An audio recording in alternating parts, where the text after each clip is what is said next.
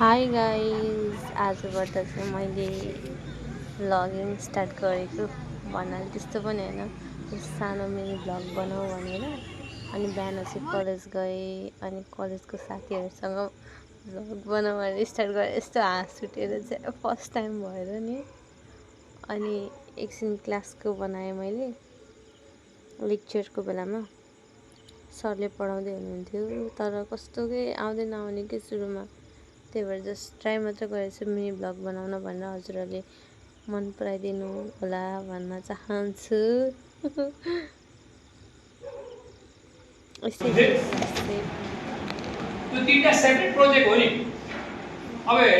र हामी क्लास सकेपछि घर फर्किँदै गरेको सानो छोटो क्लिप पनि बनायौँ। साथीहरू पुरै लजाइरहेको थियो, मलाई पनि एकदम लाज लागिरहेको थियो।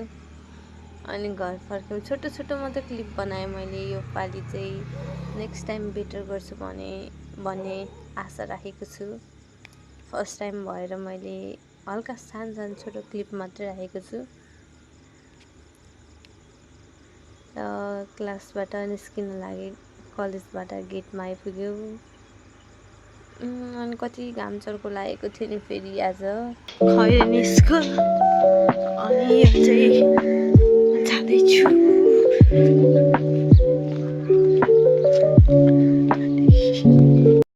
म चाहिँ नगरपालिकातर्फ मेरो ट्रेनिङ लिन जाँदै थिएँ। ठ्याक्कै बाटोमा चाहिँ आज अक्षय तिथि सातु र सर्बत दान एवं सेवन गरी मनाइने दिन रहेछ। उहाँहरूले चाहिँ एकदम सर्बत र सातु वितरण गरिरहनु भएको थियो र मलाई पनि बोलाउनु भयो। मैले नि गएर खाएँ। एकदम खुसी लाग्यो त्यसरी बाँडिरहनु हुँदाखेरि। एउटा हाम्रो रीति संस्कृति संस्कार बचाइरहनु भएको थियो। एकदम खुसी लाग्यो।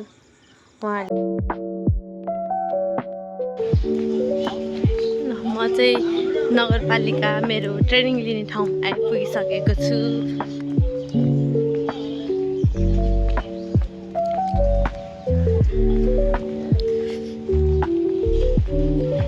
यता चाहिँ हामी हलमा जान्छौँ।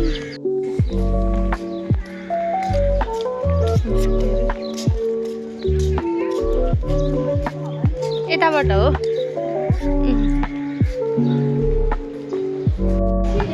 सबैजना आइसक्नु भएको छ।